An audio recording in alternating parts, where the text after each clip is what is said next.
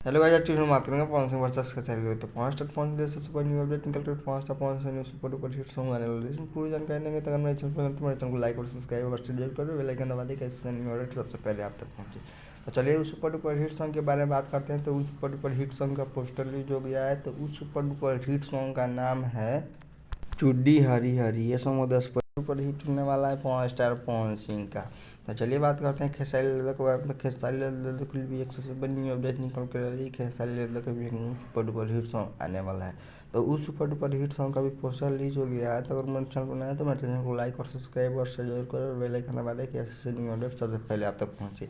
तो उस super duper hit song का नाम है का हाल बा। यह सॉन्ग सुपर डुपर हिट होने वाला है खेसारी लाल यादव का। तो ऐसा ऐसा न्यू अपडेट के लिए हमारे चैनल को लाइक और सब्सक्राइब और शेयर जरूर करें और बेल आइकन दबा दें कि ऐसे ऐसे न्यू अपडेट सबसे पहले आप तक पहुँचे। तो आप लोग कमेंट में जरूर बताइए ये वीडियो आप लोग कैसा लगा। वीडियो अच्छा लगा तो मेरे चैनल को लाइक और सब्सक्राइब और शेयर जरूर करें।